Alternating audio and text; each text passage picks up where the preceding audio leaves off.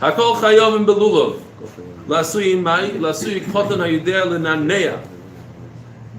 If a kotan knows how to shake it, backwards and forwards, up and down, whatever that age is, that's the age. Even if he still screams mami mami, he's chayev in lulav. What's interesting is that they ask the question, the Gemara always says, you just lift the lulav, you yoytza. So why do you need to do na'anuim? Some Sefer says, Amar Dikapshat, he says that if you know how to do na'anuim and you just lift it up, it's okay. But if you don't know how to do na'anuim, then lifting up is not okay. Chiddush. Other people say no, we're talking about chinuch here. So your obligation is to teach a child that knows what to do when he's older. What's chinuch? When he becomes of age, he should know how to do the lulav.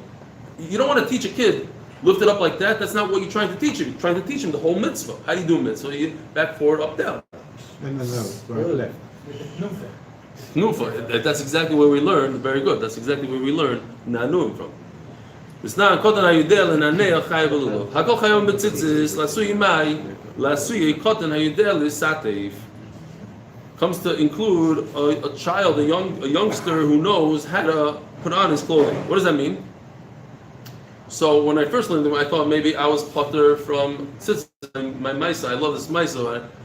I was a bacher in Yeshiva in Berlin. I put this you could write. This one you could write. I put on my Tzitzis. I had all the kavanah. I said Baruch Atah Hashem Elokeinu melech haolam borei minei mizay nois, and I put it on in the morning. It was.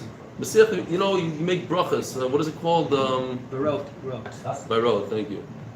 So that's not Yudei L'Satev. I thought that was the pshat.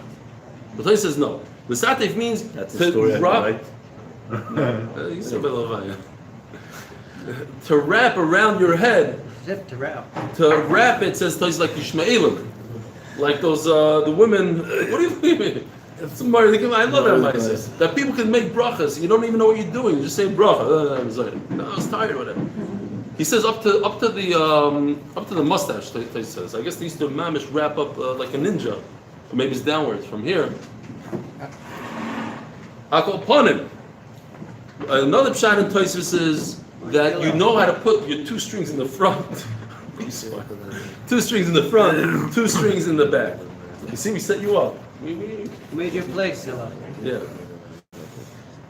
So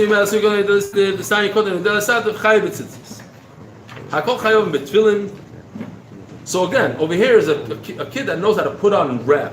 What's rap? It's a different age than not screaming imami or shaking a little. He knows how to watch his body, not going to the bathroom or not falling asleep. So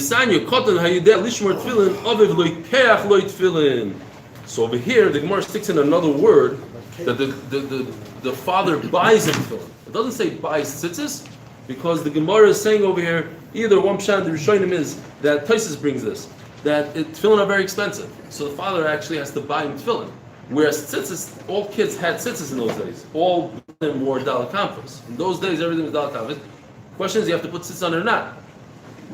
But the point is that it's an expensive item, so we're not going to say that the kid has to take care of it. No, but tzitzis, you don't have to buy tzitzis. If you have a garment before, right? So Yeah.